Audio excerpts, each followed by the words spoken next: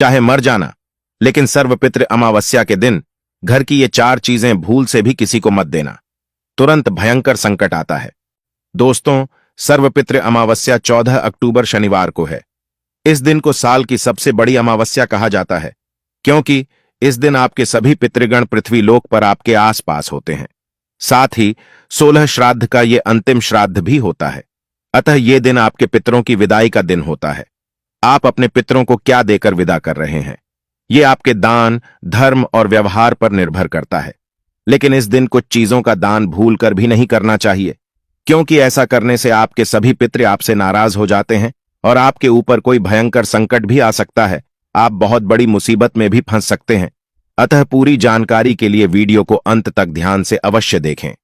नमस्कार, आप सभी का स्वागत है एक बार फिर से।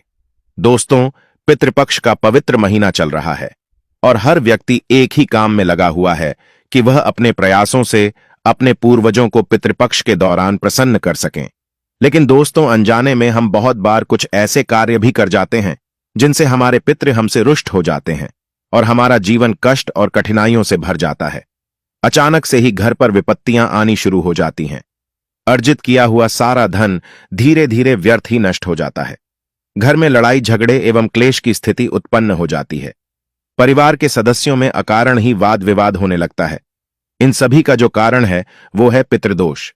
शास्त्रों में घर की ऐसी 4 चीजों के बारे में बताया गया है जो पितृपक्ष में खासकर सर्वपितृ अमावस्या को भूल से भी दूसरों को नहीं देनी चाहिए। अगर आप इन चीजों को दूसरों को देते हैं तो आपके पितृ आपसे नाराज हो जाते हैं और फिर वो आपसे दुखी होकर के वापस लौट जाते हैं।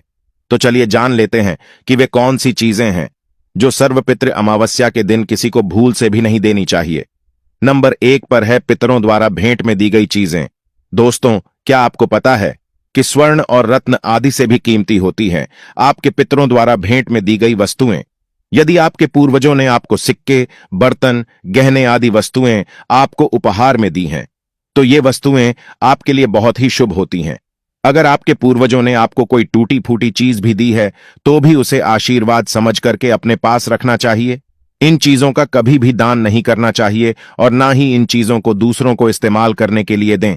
इन चीजों को सम्मान के साथ अपने घर के अंदर संभाल कर रखना चाहिए।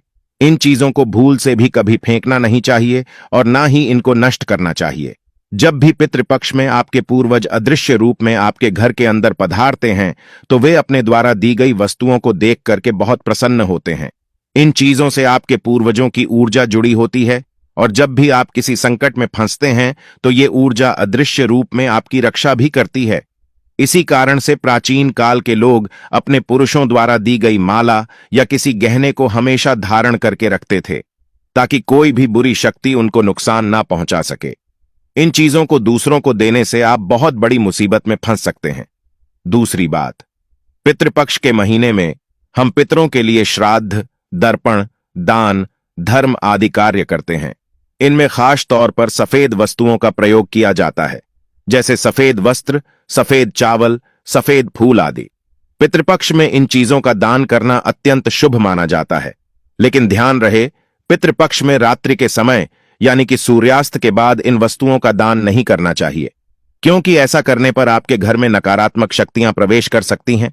पितृपक्ष के दौरान पितरों की पूजा में काले रंग के वस्त्र भूल से भी धारण नहीं करने चाहिए और साथ ही काले वस्त्र किसी को दान में भी नहीं देने चाहिए।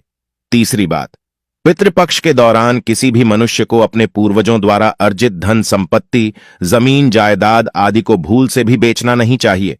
साथ ही इन दिनों में किसी को पैसे भी उधार नहीं देने चाहिए। पितृपक्ष के दौरान आपको पूर्वजों द्वारा संभाल कर रखी गई किसी भी वस्तु का अपमान नहीं करना चाहिए। इससे आपके पितृ अत्यंत क्रोधित हो जाते हैं।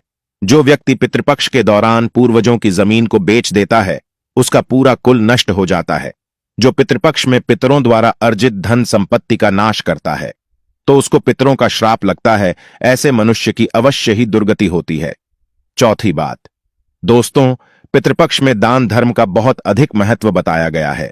पितरों के नाम से दान धर्म करने पर पितृ अत्यंत संतुष्ट होते हैं।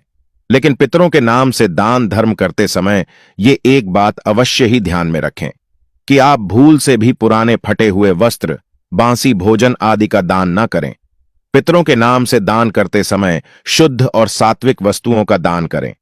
पितरों के नाम से दान की हुई चीजें पितरों को प्राप्त होती हैं।